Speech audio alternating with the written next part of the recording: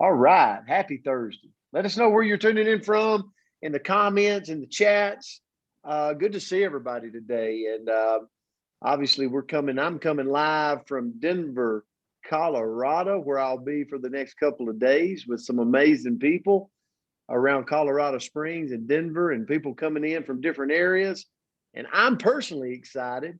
I hated I missed you yesterday. I was actually on a plane at the time of the Coach's Corner, but my partner in crime, she knocked it out of the park with you guys. So the word for today, I'm just going to go ahead and tell you, it put me on the struggle bus.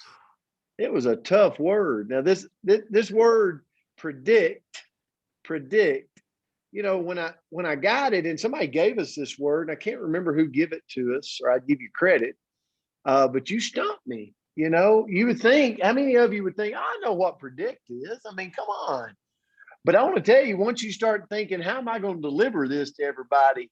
Well, it kept me up a little bit. So I want to ask you a question. I want to pose a question to you. I want you to think about it, because I look at this as, how can we come together each day and learn from a word, gain knowledge from a word, like bring it into our life and be able to incorporate it and grow from it. And so predict was tough.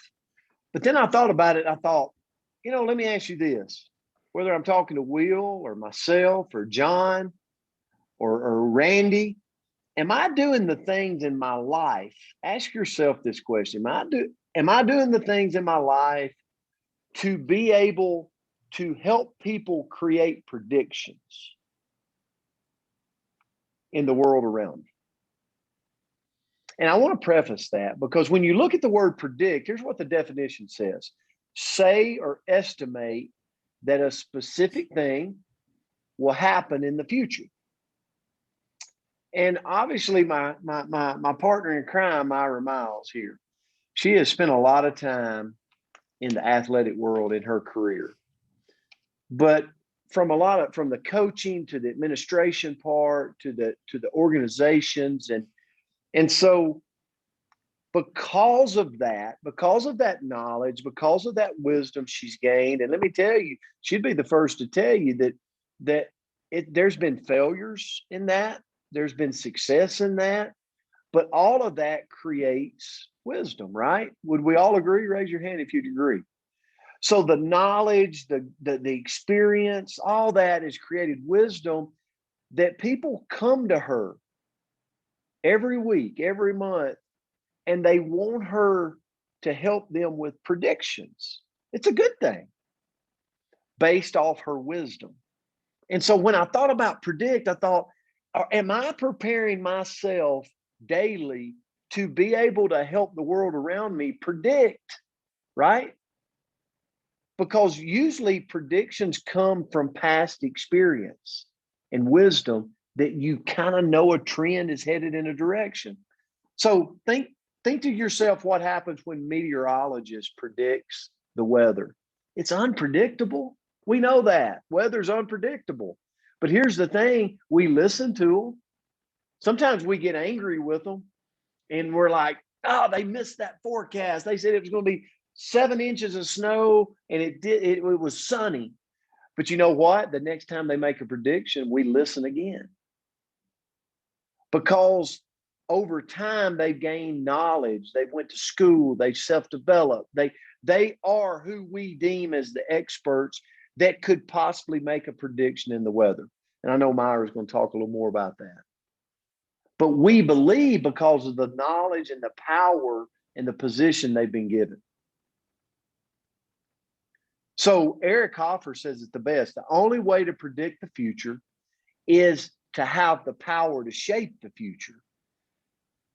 Think about that. The only way to predict the future is have the power within to shape the future. So am I doing the things I need to do every day to gain knowledge, to gain power, so that I can help predict and help people be visionary people and see the future? And at the end of the day, as I'm through with my part, and again, this was a challenge, but to me, it goes back to thriving. If John can lay his head down at night and go, you know what, I thrived today. Like I really went out and challenged my limits. I stepped out of my comfort zone. I learned new skills. I self-developed. I poured in. I mastermind with people. I'm excelling. When you're thriving in life, from learning, from growing, from gaining experiences through success and failures, that's where wisdom is gained. And wisdom allows us the ability to predict the future events. And to me, that's so powerful. So I guess my message today is, are we doing the things every day to be able to put us in this position? And you go, well, what do I need to do? I need to read more, Brent, because I gain knowledge from that. I need to listen more, podcasts, to people, to things from people that have went there and done it and they've gained the wisdom. I need to mastermind like we do every morning right here on the Coach's Corner, where we're a community. I need to self-develop. I need to take action on my knowledge every day, each and every day, because that's where success and failure will come from, which creates more wisdom in my life to be able to predict for people.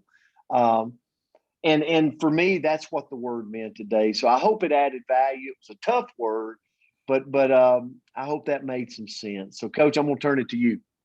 Okay. Yes. Hey, thanks, Coach. But Coach Palmer's exactly right. This was a very difficult word. So thank you for who sent it, because it really challenged Coach Palmer and I to get in and dig in. And so y'all may think I'm absolutely crazy after you hear what I have to say about this word. So, but that's just another day in paradise, right? So anyway, he gave you a really good description of what the word predict means. So I wanted to say that when I was researching this, it was very difficult, but I got to say it opened up my eyes to what predicting can be. So I use the word can be. All of us have a different perspective on this, I'm sure. So here we go.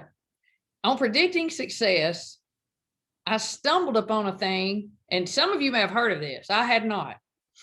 Stumbled upon a thing called the marshmallow experiment. Have y'all heard of that? Okay, some of you have, some of you have not. Well, it's a study out there. It was a test that was used several years ago on children. And this group, they were given a choice of if they wanted one marshmallow now, or if they waited a couple of hours, they could get two. Okay, so, the children that wanted the marshmallow immediately, that instant gratification, were the ones that in the study that they followed them throughout the next couple, 2 or 3 decades, they tended to want shortcuts. They didn't want to do the hard work.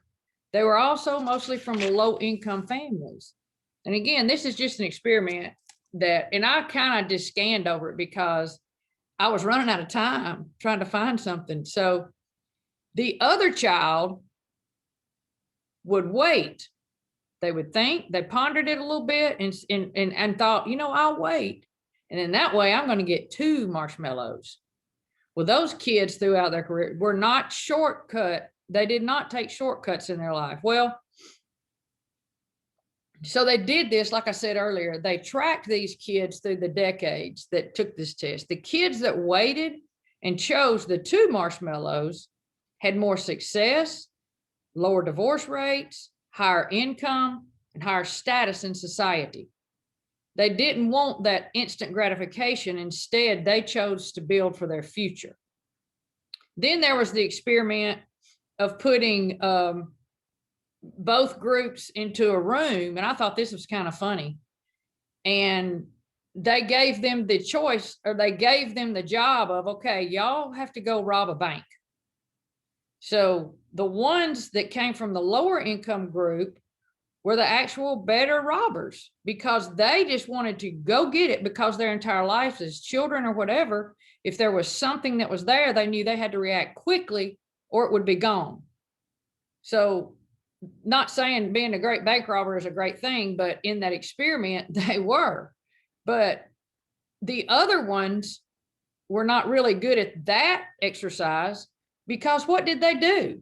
They did like a lot of us do. They started overthinking about everything that could go wrong. They started thinking about the police. They started thinking about how they were going to get the getaway car. So they failed at that, which again is not a bad thing. Then, I read that, and that's something, if you're interested in it, you can go back and read, because there's all kinds of information in different people's philosophies. So, but then I stumbled across this guy who's a weatherman. Okay. He was hysterical. But as weathermen, they use all types of info and graphs and data to make these predictions for us. Okay. And they're pretty good if you think about it. On like every morning I get up, I ask Alexa, what's the weather today? She's pretty good about giving me that prediction okay, she's talking over there now, but she's pretty good about giving me that prediction of today. But where they get off track is when they start predicting that long range. Now think about that. And as a former coach, I know Coach Palmer knows this, and there's other coaches on this. In spring sports, we lived with a weather app. We lived as administrators with a TV going. They weren't so good on that on the long term. But it's just crazy. The research gives us a very good idea of what can happen. And they give us good predictions based upon what they have. But how many times do they miss? They miss a whole lot more on their prediction than they hit. But they're doing the best they can with what they have to gather that information. Now, this funny guy that I came across, I'm going to tell you, he said he was a 100% accurate weatherman. And you know what? He is. It's the only one in the world. He said, because here's why. He's had a rock hanging from a tree. Showed a picture of him, had a rock hanging from a tree. He said, when I look at that rock and it's wet, it's raining. He said, when I look at that rock and it's a beautiful day outside and I see the reflection on the ground from that rock, it's sunny. He said, when I look at that rock and it's kind of hazy outside, there's a fog. So I just thought that was very comical, because that really, truly, y'all, is the only way that you can get a prediction 100% right. So, my point in all of this, and again, thank you for the word, because it really challenged us, is to do your best to be your best. So when you're looking and predicting what our personal future could possibly hold, we got a bigger chance to hit our wanted prediction by just working hard and simply living life. So, make the prediction of what you want in your life today and your future. And I think the best advice that we could give you after today is just work hard and live life and try to live for your future. So anyway, that was fun. So get you a rock, hang it from a tree if you want to know 100% what the weather's going to do. So love you guys. We got several guests today too, Coach. I meant to tell you that tuned in with us, a few. So, but anyway, everybody have a great day. People in Denver have a fun time, and always great to be with you. Love y'all. Thanks for being here this morning, Coach. Thanks for the message. We love you guys. Have a great day. Happy Thursday. Thanks, coaches. Thank you, guys. Have a blessed day. Thank you, guys. Thank y'all. Thursday. Thank you. Happy Thursday.